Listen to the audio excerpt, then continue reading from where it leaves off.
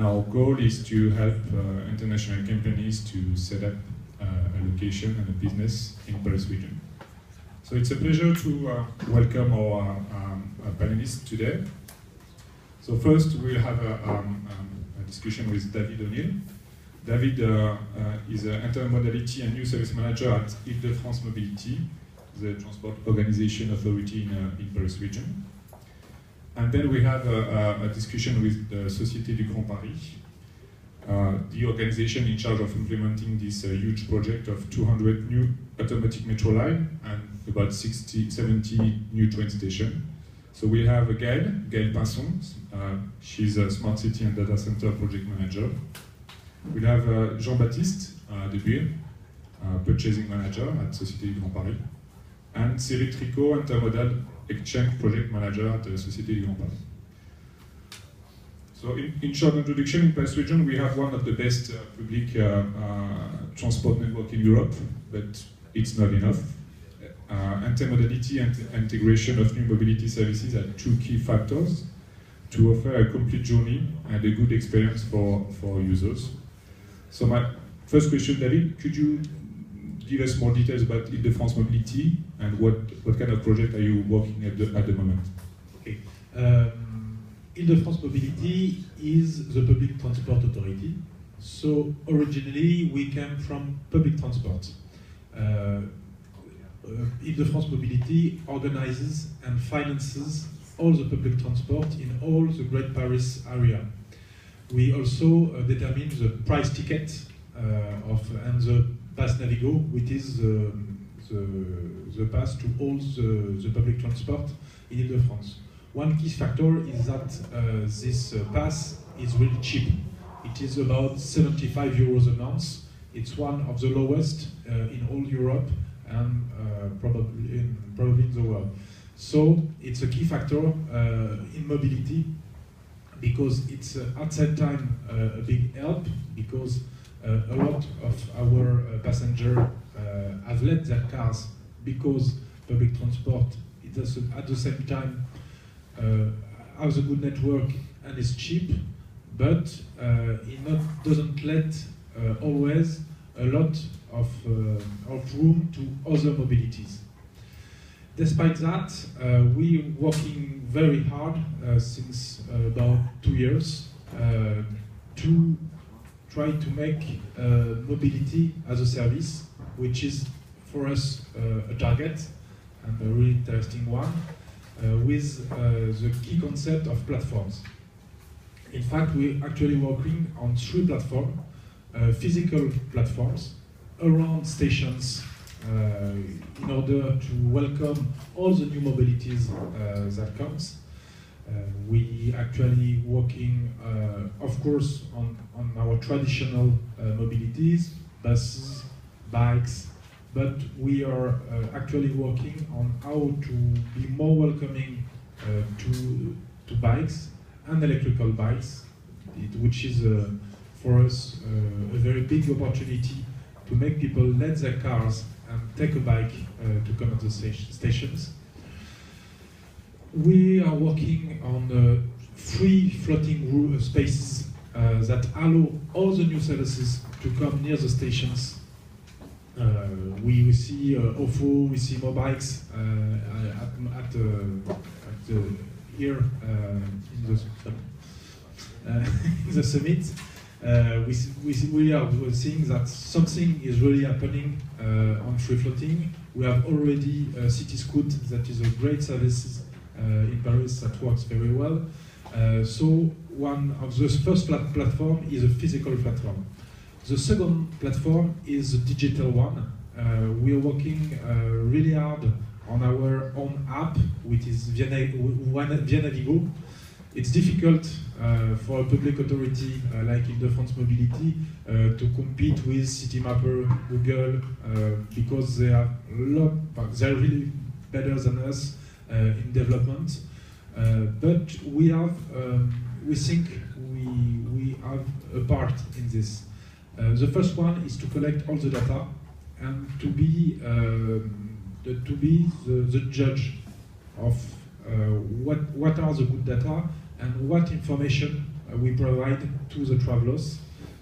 One thing we see when you in the search engine of Google Maps, you have always an Uber that is very near and very cheap, and it's competing our public transport. And the search engine of Google is not very cool with public transport efficiency. And we're saying that we have a part on this to collect the data and to make a search engine which is in fact the judge of the time you need to from a mode to another. So, and it's a way also to develop services. For example, we're just making a meta search engine of all the search engine of carpooling. In France, in Ile-de-France, today we have about 20 apps of carpooling. So it's very difficult for the passenger to search a carpooling, because you have to sweep from an app to another all the time just to find the carpooling. So it is very difficult to find at the same time the critical mass and to have a good user experience. So we have made a meta search engine on carpooling, and with one search you have all the results of all the apps of carpooling. And we think that's the way we need to establish the digital platform. And the third one is ticketing platform, because it will be a major issue also. The problem is all our ticketing system in Ile-de-France is really old. We still have paper tickets. We are very far from using a credit card or an NFC to buy and validate a travel. So we have a long and difficult road to build a ticketing system that could be welcoming to all the new mobility services. But we really believe that if we have the physical platform, the digital platform, and the ticketing platform, we will be really welcoming to all the mobilities in Ile-de-France. Thank you, David. And a hot topic in the world and in France particularly is autonomous vehicle. RATP and Ile-de-France Mobility and other players made some experimentation, one between Gare de Lyon and Gare d'Austerlitz, one in La Défense and one in Bois-la-Vincennes. What's your opinion on that, and what are the next steps?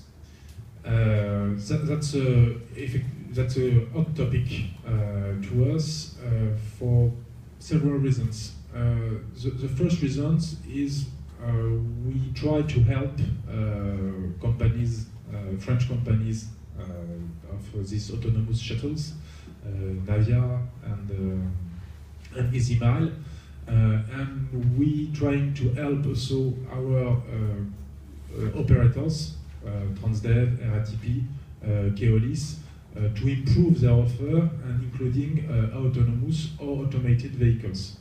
We also believe that these autonomous shuttles are interesting for the last mile, for the last kilometer, in various places where you can't have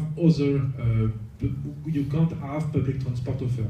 For example, we made it on La Défense because it's a place where you have a long way to walk, nearly a kilometer or kilometer and a half, and you can't you can't have buses on La Défense because there is no road. It's also very interesting because there is no road and a lot of people, so it's a good way to test, and the minister can't say anything because it's not on the road. So for us it's an interesting experiment. We have a first step that is actually what's going on, where the shuttles learn about the journey they need to go with somebody on board, but in a few weeks there will be nobody on board. And it's interesting to us to see how passenger will react if there is someone on board and if there is nobody on board. The first impressions of people, we made a little poll about their impressions, is incredibly excellent. In fact, the navette is horribly slow. It's about 5 kilometers an hour, so it's really slow. You're faster when you walk, because every time the shuttle need to stop, it's a shorter way to walk. But despite the slowness, people are really enthusiastic. We have 17% of people that say that the shuttle are fantastic, that we need to continue the experiment on La Défense and to make other shuttle experiments all over the Great Paris area. So they feel safe, they think it's useful, they think it's modern. So it's a real plebiscite. It's like an African dictator poll. It's very impressive. So we think we really need to continue on those experiments, but we need to learn every time on this experiment. So without anyone on board, it will be interesting, and to see the difference of what people feel and think with someone on board and with no one on board will be very interesting for us. The second key of autonomous and automated vehicles is tomorrow public transport. In fact, what we seeing and analyzing is that there is a renewal of road. Cars getting really better, and tomorrow they will be really great, and it is perhaps a real danger for us and public transport.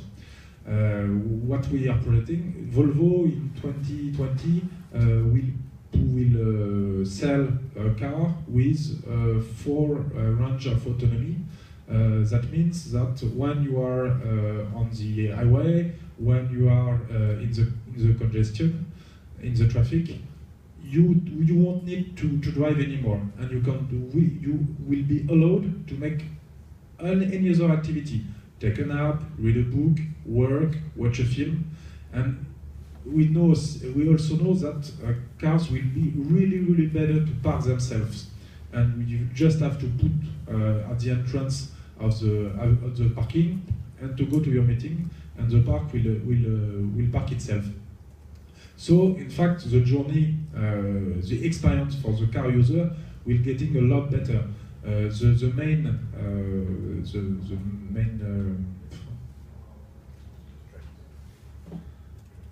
strain to the use of car is traffic today and parking. If these two strains go away, people will take their cars, and it will be very bad for all the people that works. They won't be able, when they deliver things, they need a road without congestion, public services, firemen, ambulance. It's very bad to have congestion, and of course public transport. So one of our main issues at long term is make people share their cars and not use their individual cars. That's getting really better. So we're working really hard on make people share their car. That's why we're working on the carpooling solutions, and we give €2 for each journey when people share their car for about 3 months in order to improve the practice. And the 3 important things for us about automated and autonomous vehicle, it's a great opportunity for us to make our buses better. If the cars get better, our buses can be better. They can connect with the city and the smart city in order to be more efficient, to drive better, to provide better information to our travels, and so it could be a really better experience. Thank you, David. My last question, and then the audience can ask you some questions. But to focus on our topic, if I am a US startup working on, I don't know, ride sharing, or how can I work with Île-de-France Mobility? What's your best practice, and what are you looking for? We are looking for to integrate all new mobilities. We need just to be sure that the mobilities that we would integrate in our ecosystem is good, is virtuous. And our aim is to have less car and more mobilities. So we need mobilities that helps us to do this. and we make sure also that the quality of service to our travelers is good. For example, we have really great question about mobile or OFO. For example, are the bikes safe enough for our travelers to recommend it? That's a question we are asking today, and we need to answer very fast. But if it's good, if it's good enough, there is no reason that not to integrate them near the station in a special room, to integrate them in the digital via Navigo, and to integrate them in the ticketing. For example, you can take your bike with the Pass Navigo like you make with Autonomy or Mobilités. Thank you, David. Any question in the audience? Please raise your hand.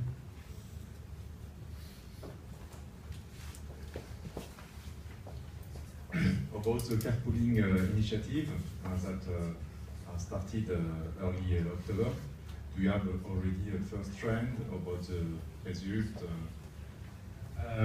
We have a few very first trends. We are always very cautious about the figures that carpooling companies give to us, because they always tell, oh, we have 20,000 of journeys. In reality, it's always really less. The first trend seems really good, but we really need to wait and to be sure. But it won't be impressive. It won't be hundreds of thousands of journeys made by carpooling. But if we help them to double or triple the number of journeys, it would be already a great success. Other question? Okay, thank you, David. Then we have Jean-Baptiste and Gaël and Cyril, please. So we'll start by a short movie explaining what is the Grand Paris Express projects, and then a short intervention from Jean-Baptiste. So a short movie to present you the Grand Paris project.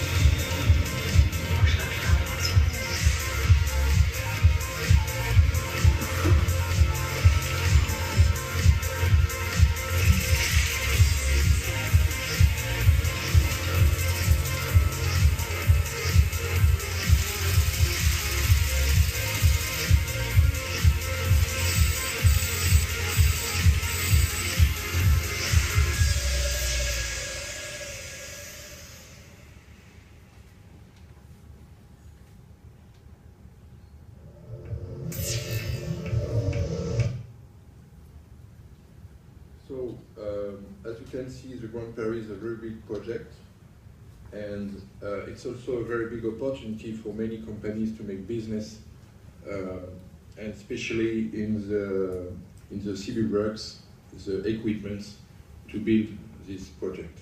So, I will very briefly show you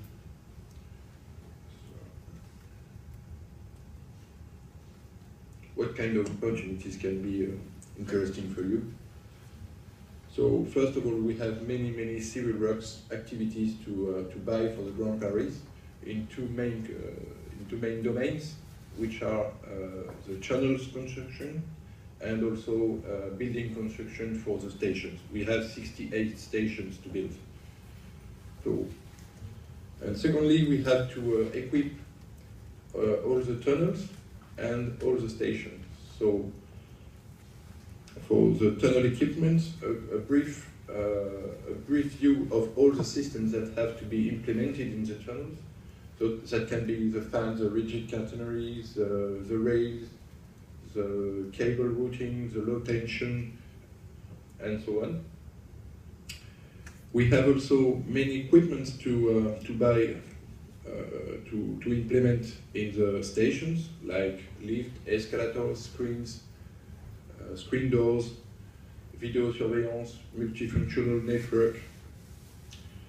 So as you can see, we have many purchase activities, and we need many suppliers to equip the Grand Paris project. So the best to be aware of what will happen in terms of business with the Grand Paris is to follow two websites. The first website is TED Europa, which is the public website where are published all the call of tenders. And also you can go directly on the website of the Société du Grand Paris, which is written here, www.sociétédugrandparis.fr/marché public. Okay, that's very brief, and I will let my colleague Gaël explaining you the business opportunity around data centers.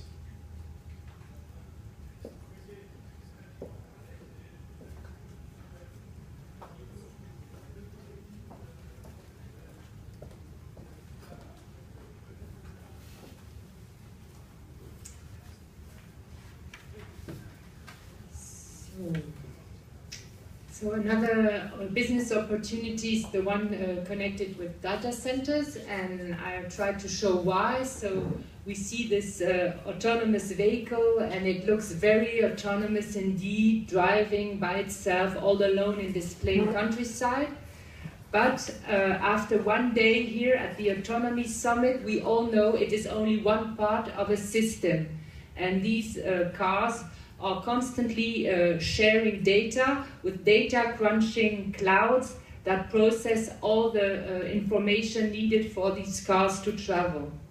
And in fact, the data is very much geolocated and real-time data, so it means it cannot allow a long latency to be processed. If you want to go into Paris with your vehicle, your autonomous vehicle, you cannot have it, the data being processed in Alaska. You won't get very much far like this. So latency is a real issue. And it means actually edge cloud is the right cloud for autonomous vehicles. And edge cloud means local data center. And there's the point where Société du Grand Paris can be part of this system. Because as it has been shown, we are building a very beautiful and very big network for mobility of data, mobility and proximity of people, and we are parallel to this building a second network, a digital network for mobility and proximity of data. And it means we are building a very big abundant network of fiber optic, as shown here, along the tracks of the metro. And along this fiber optic, we are putting local data centers. Anywhere where we have space left by the metro, we try to put in data centers. When we talk with one of our partners, Schneider Electric, they believe our network can be one of these so-called regional small medium data center networks. This is the typology of one of our data centers. You see it's following the structure of the metro stations. There's one part below the ground and one part above it. And what we will do is locate all the IT below the ground. So it's really very much protected, and it's very close to the fiber optic, connecting all the sites with one another. So it's a very robust digital infrastructure. We are also have the ambition that, of course, this network, this digital infrastructure will be the system, the adequate system for autonomous vehicles, but also for all the Internet of Objects of Great Paris, Grand Paris, as a smart city, connecting all the new objects that will have to have their data be processed locally to be efficient. We also want, and we're working with Lina Gauthier, who's an architect of Réinventer Paris, to make these data centers be very inspired architectural objects, reinventing the Fontaine Wallace and Tumi's project we are experiencing here at the Villette. And even perhaps having the data centers warm up greenhouses. We are now going into the phase of working on the technical part, but also on the operational investment part of the projects. We have a first big partner, Caisse des Dépôts, who's very much interested in the project. And we are now looking for more partners, clients, of course, but also operators of the future network and investors. So please join in if you are interested by this project. Thank you, Gail. Cyril, if you want make a presentation about more intermodality and services around the new train station, for example.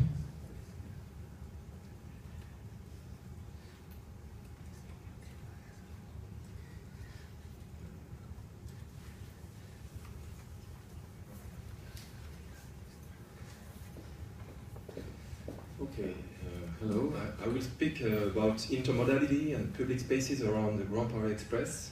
So, the Grand Paris Express is more than just a transport network. We have been spoken about tunnel, but it's not only the infrastructure.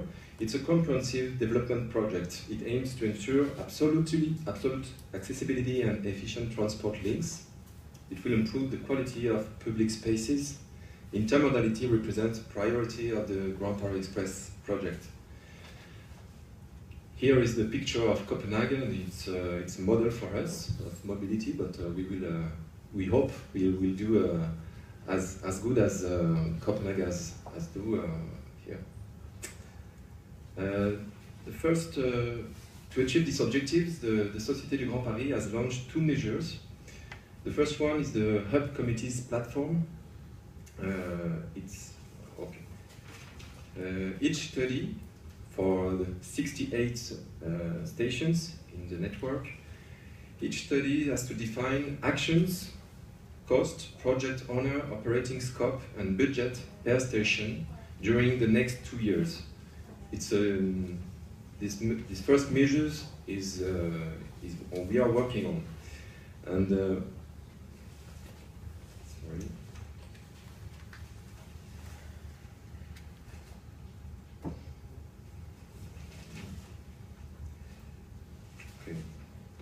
The second measure is a Hub Innovation Program. It aims to anticipate the mobilities of future for the Grand Paris Express that will create new ambitions for design and realization of public spaces. Every year in April, we will, for the second time, launch a call for projects in order to test the best 5 innovative solutions for new mobilities and new public spaces. Theme of the first one was Project Soft, Electric and Digital Mobilities. So the solutions that have been successfully tested will be deployed tomorrow on the hubs. Here are the 6 experimented solutions this year. We have here on the slide. At Autonomy in the city in Hauts-de-Seine, we test urban ride-sharing application for short distances with WeHop. In Bondy, we test bundle of services to promote and help bikers repair, rental, parking. In Ray, we test a co-working application to bring kids to schools and childcare with Semabule. In Fontenay, we test the bundle of services to promote and help bikers, repair, rental, parking. In La Courneuve, it's a sport track to get people from the station to the park, Parc Valbon. And in Saint-Denis, we test an interactive guidance solution for pedestrians. It's adaptive.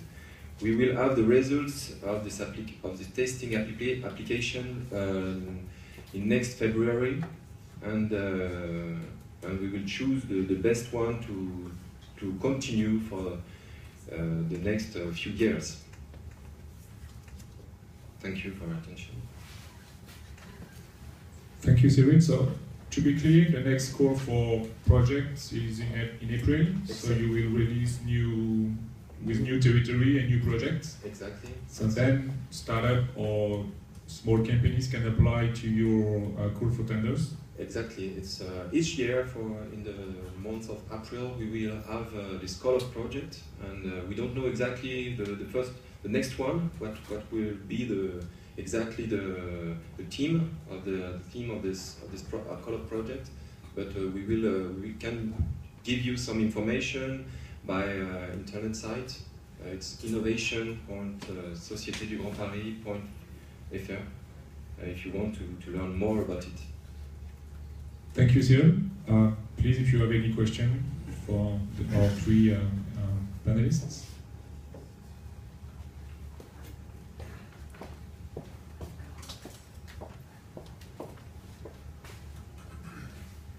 Hello, I am Pablo Carreras from CODRA in Paris. I have a question about intermodality and Grand Paris Express. You were talking about the call for projects from innovation projects. Are you planning to integrate automotive solutions, for example, for testing autonomous mobility to access these Grand Paris stations? And we can imagine that the mobility practice will change in 5 or 10 years when these stations will open. What could be the consequences in the design of the stations, for example, for less parking and more spaces for autonomous mobility? Are you studying this question?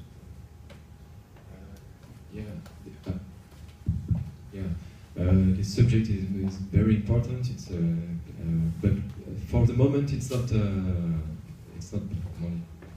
planned. It's integrated in the reflection, but we don't have the project for the next call of projects. It's not about it. Maybe the next year in 2019. But for the next one, it will be more on the public spaces and how to use the spaces around the next state, the future station of Grand Paris Express. So we are very interested in the subject, but not for the moment. Other question? I have one for you. What about free-floating bike and every free-floating cars program? The same question, do you have that in mind to integrate in your new train station, or? We work with many enterprises who are interested in mobility, so we collected information about it, but for the moment we are just in the observation and not completely integrated the reflection concretely. It's more next year, maybe the 2 next year it will come, because the subject is very important. Last chance.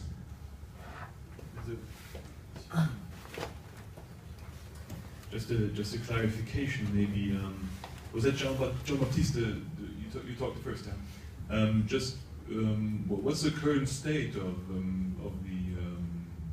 the tendering process? Where are we at the moment? And maybe also, Cyril, you said clients. That's your name. So clients, you mean that the data centers will also be used by somebody else, not only by the Grand Paris, but you're looking for external clients who will use your data centers for other purposes or something. Yes. That's the idea. What I was showing is the network that is built parallel to the metro, but not for the metro. It's really for the great Paris region's development, economic development. It's for any client, SMEs, public authorities, big enterprises, anyone who wants to take the opportunity of having a better connection for its business. Okay, about the tenders, that's totally ongoing now. We have already notified the business for some tunnels activity and for some civil works, but there are many that have to be done again. Okay, and for equipment that will start in the following months. So the process of tender activity is ongoing and will be ongoing for I would say 5 or 6 years minimum. Okay. All information on the website Société du Grand Paris. The presentations as well, are they there as well on the site? So these presentations of today. But if I give you a why business not? card, We'll check that. Okay. We'll try to put the presentation online. So thank you everyone. This is the end of our workshop. And thank you for all the panelists. And yeah, have a great day at Autonomy. Thank you very much.